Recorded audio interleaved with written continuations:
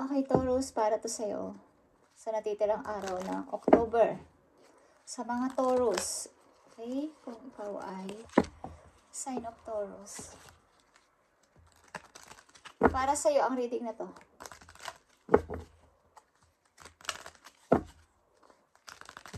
Ngayon is October 25, guys. So, ilang days na lang is katapusan na. So, ito ang message for you, Taurus. Message sa mga Taurus. I need message for Taurus.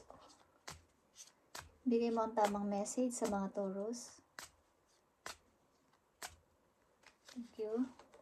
Okay, Taurus, you have 666, okay? Repeating number 666. When you allow time for reflection, you allow yourself to see where inner shifts are needed. It is time for you to look at your beliefs and ask, is this serving me, or it's time for me to release this, reflect, refocus, and readjust. Okay. So, ito yung time, Taurus, sa natitirang araw ng October, ito ang message for you. Ito ay reflection para sa iyong sarili. Okay? Kung meron ka bang dapat na mga i-release or i-stay sa iyong sarili. Okay? Kumbaga, yung pagbabago. Okay? Ito yung time to look at your beliefs. Yung mga paniniwala mo. Kung ano ba dapat ang tanggalin ko o i-let go na or i-stay pa. Yun yung message for you. Okay? Ngayong natitirang araw ng October. Reflections. Ito yung parang magkaroon ka ng freedom sa iyong sarili. Yung refocus. Kung ano yung dapat na serve for you.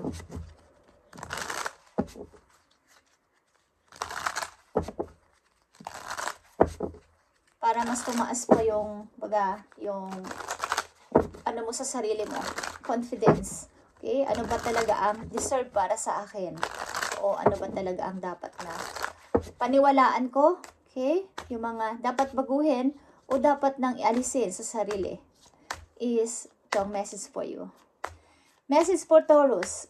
Natitirang araw ng October.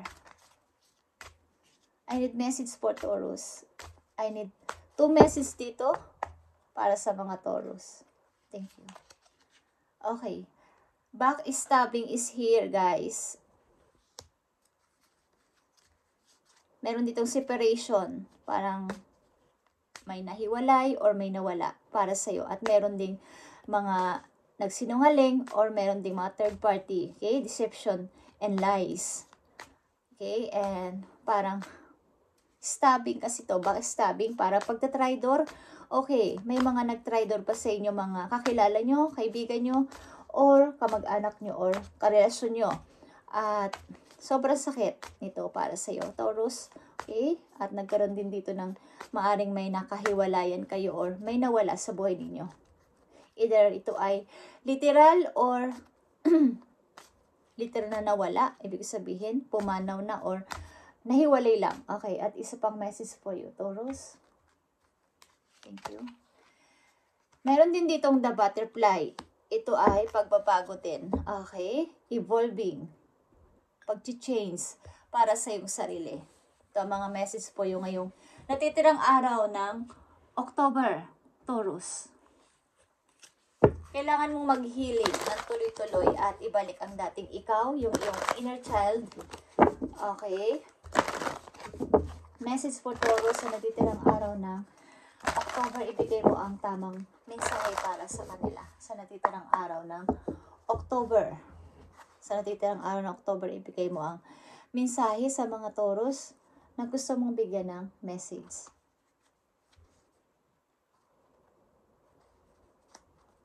Okay. Tingnan natin, Taurus. Work through your feelings. Okay. Guys. And ito ay energy ng Aries. Kung kayo ay dealing sa Aries. Maaaring lahat ng iyong mga gagawin ay lagyan mo ng feelings. Okay? Lahat ng inyong pinaplano, iniisip, or something na ginagawa sa inyong pang araw-araw ay lagyan nyo ng feelings. Para kasi yung ilan sa inyo, maybe ay nawawala ng gana sa mga ginagawa nila. Gagawin ko na lang to as kasi responsibilidad o dapat mangyari. Because ako lang naman ang gagawa nito. Okay. Kailangan gawin kasi father ako, mother ako. Kailangan kong gawin. Pero wala kayong feelings. Okay na. Kumbaga, napipilitan. Tingnan natin ang mga message for Taurus. 3 message for Taurus dito sa kanilang maaaring situation, sa kanilang kasalukuyan. Message for Taurus sa kanilang situation sa kasalukuyan. Okay. Sa kasalukuyan, maybe kayo ay busy-busy yan sa work. Busy-busy sa work at wala na halos pahinga. Something na kayo ay malayo din sa inyong family or malayo ang inyong work sa inyong family. Tinitiis nyo to sapagkat kailangan mag-work because kailangan ko mag-ipon. Okay. Message for Taurus, I need 2 messages pa. Okay, 6 of Wands. Nandito yung message na kailangan nyo talaga ng freedom. Ito ay pagpapalaya sa sarili. Papunta sa inyong kaligayahan or happiness. Okay? May 4 ka na ditong 6. Ito ay yung happiness. Maybe maraming mga nagsasabi sa inyo na palayain mo na yung sarili. Sa anumang bagay yan. Sapagkat bago sumapit o bago dumating ang 6 of Wands, meron ditong 5 of Wands, awayan, at maaaring mga rivals sa paligid, kompetensya, okay? Sa trabaho man to o sa inyong relasyon is maraming mga away-away. So, maaaring sinasabihan kayo ng mga kakilala nyo na palayain mo na ang sarili mo dito sa ganitong klaseng situation. Okay, but can't. But hindi ko kaya. Okay? Nakikita nyo ang the moon. Hirap na hirap kayo at maaaring kayo ay silent lang. Ayaw niya namang magbigay ng anumang opinion nyo. Okay? Taurus, ayaw nyo magbigay ng inyong sariling opinion sapagkat katulad ng sinabi ko kanina is parang mayroon kayong mga responsibilidad lang na ginagawa. So, kailangan nyo lang gawin to kasi sa responsibilidad. But wala kayong feelings. Tingnan natin ang mga message for Taurus sa kailang mga paparating na mensahe. Sa natitirang araw ng October 2024, ano ang mga paparating na message sa mga Taurus? Okay. Para sa mga Taurus. Yeah. Ulit-ulit ang the moon. Marami kayong mga gustong i-reveal. Something, ito ay sikreto. Sa ilan sa inyo, may mga sikreto ba kayong itinatago sa inyong puso, sa inyong isip, na hindi nyo naman masabi kahit kanino? It's all about reflect, guys. Reflection. Something. Sa mirror. Isa kinakausap nyo ang sarili nyo sa salamin. Okay. And kahit tumingin kayo sa salamin, nakikita nyo iba ang inyong image. Ibig ko sabihin, yung aura na pinapakita nyo sa ibang tao, at totoo ninyong nararamdaman ay iba. Okay? Hindi ko alam kung nagkukunwari kayong masaya sa harapan ng ilang tao. But sa totoo lang is kayo ay malungkot. Okay? Tingnan natin, mga paparating na mensahe sa mga Taurus. Sa natitirang araw ng October 2024, ang message na to. King of Pentacles. King of Pentacles is here. Okay. Isang person na loyal ito, guys. Grounded. Okay. May money. Maganda ang pamumuhay. But something na meron siyang hinahangad na hindi makukuha ng money or hindi, kumbaga hindi mabibili ng kahit anong pera. businessman ito o businesswoman. Okay? Or dealing kayo sa Capricorn. Andito ang Aquarius, Aries, at Capricorn. Malakas dito ang Capricorn. Okay, Taurus, paparating pa na message for you. Yeah, the moon is here. Pabalik-balik ang the moon dito.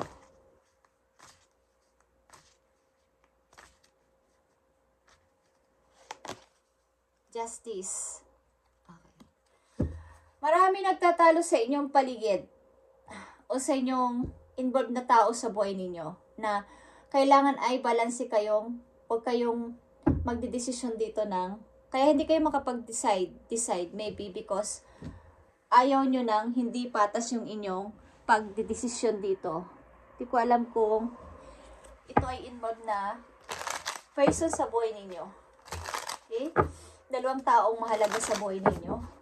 Taurus, dalawang babae o dalawang lalaki sa buhay ninyo. Kung ano man ang inyong kasarian. Meron kayong mga gustong sabihin o reveal. But, kanino? Kanino ko sasabihin ang sikreto ko? Kanino ko hihingi ng advice ang nararamdaman ko? Okay, Taurus, tingnan natin ang mga message po for you. Message for Taurus. Sa natitirang araw ng October. Nandito ang 8 of Swords, guys. Hindi rin kayo napagkakatulog. Ilan sa inyo? Hindi rin kayo napagkakatulog. 6 of Pentacles is here. Okay? And 5 of Pentacles.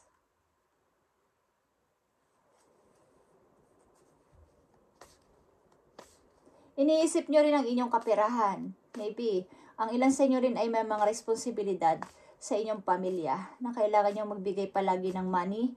Ilan sa inyong mga pamilya. Okay? At ang hirap na situation ninyo. Taurus, message pa po you. King of Cups is here. Scorpio energy. Page of Pentacles is here. Okay? Something. 4 of Cups. Okay, something na may isa ditong, may energy dito ng King of Cups. Energy ng water sign. At energy din ng Capricorn. Okay.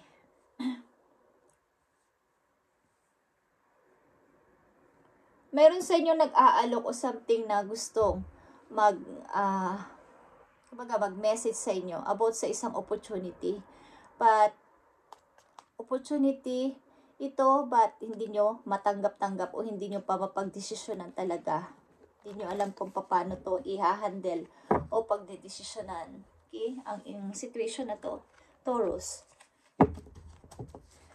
Hindi ko alam guys kung merong pinaninimbangan kayo na dalawang person sa buhay ninyo. But hindi nyo mapagdesisyonan kung sino sa kanila o ano ito. Okay? Sa mga Taurus na nandito is, ang unang message sa inyo ay reflection. Ano at sino ang dapat mo bang i-release at yung pag-iistehan mo. Para to sa iyong sarili. Refocus on what serve your highest good. Okay? Para sa iyong sarili. Para tumaas ulit yung kumpiyansa mo sa sarili mo. Message for Taurus sa natitirang araw ng October. Ano pa ang gusto nyong sabihin sa mga Taurus sa natitirang araw ng October? Sa natitirang araw ng October. Nandito ang Page of Ariel guys, is Page of Coins. Okay? An excellent opportunity will be offered to you. Scholarship or pursuit of education. Time to get work. Time to get to work. Okay? Maring may isang tao dito na hinihikayat kayo na, Taurus, gusto mo ba ulit mag-aral? O gusto mo ulit, kumbaga tumaas pa yung degree nyo o level nyo sa inyong pinag-aralan dati. Okay? I-train kayo ulit o mag-train kayo ulit. Okay? Para lalo pa kayong, kumbaga, ang papasukan yung trabaho is mas mataas ang inyong posisyon kesa sa dati. Okay, mayroon sa inyong mag-o-offer nito something para kayo ay, kumbaga, may may pinaplano kayo someday o sa future nyo na magtayo ng isang business is, yung business na yun ay kailangan nyo, bago nyo i-build, ay i-train nyo muna ang inyong sarili. Again, para mas lalo pa kayo umangat sa kaperahan. Okay lang sa inyo. Message for Taurus. Mga message pa for Taurus sa kanilang sarili bago matapos ang October. Message para sa inyo. Kung ito ay sa trabaho at kayo na nahihirapan na sa inyo kasalukuyang trabaho is maring may kailangan kayong i-let go o tapusin para dito. Para maiba naman ang inyong pinagkakaabalahan. Okay, maring kahit anong gawin ninyong trabaho dito is nahihirapan na kayo. Kahit anong gawin ninyong pagsisikap dito is kailangan nyo pa ng maraming time to para makaipon ng marami is nahihirapan yung katawan ninyo. Okay, Taurus, isa pang message for you dito. Escapist, okay? Come home to yourself, Taurus. Yeah. May mga gusto kayong takasan din sa sarili ninyo.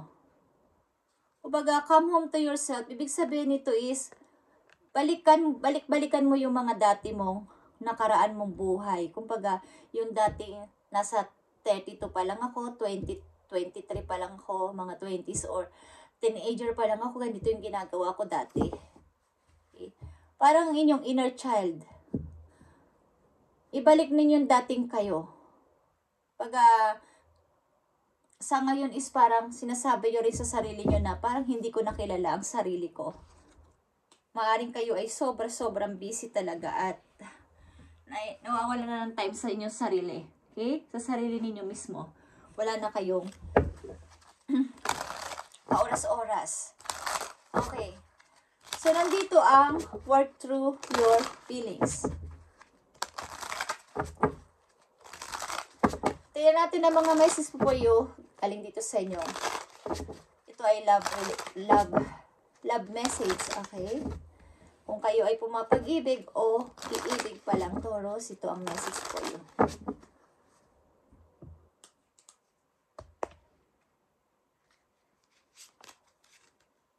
Third party situation. Okay.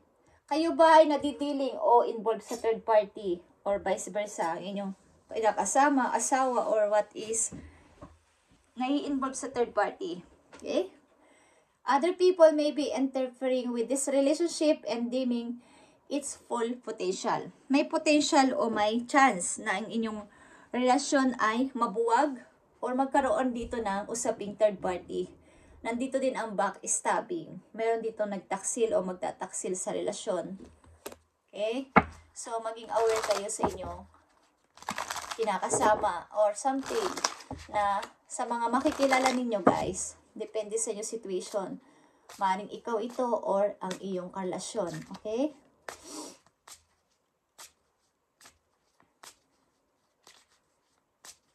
Kaya may nakikita ko dito ang dalawang person na nasa gitna kayo ng dalawang person. Okay? Maaring ang dalawang tao na to ay mahalaga sa inyo or vice versa. Okay? Taurus. Isa pang message dito. Taurus, put yourself first. Okay. Kaya nandito ang come home to yourself. Ibig sabihin, mag-focus ka din sa iyong sarili. Bukod dito sa relasyon na to, is loving yourself makes you more romantically attractive. Okay. Taurus. Bigyan mo ng pagpapahalaga o oras naman ang iyong sarili. Bago pa ang lahat o mauna pa ang lahat. Kailangan mo nang mahalin ang sarili bago magmahal ng iba. Okay, Taurus?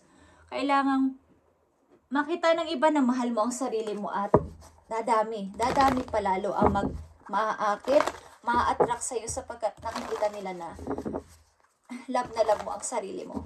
Okay. Message pa po, Taurus.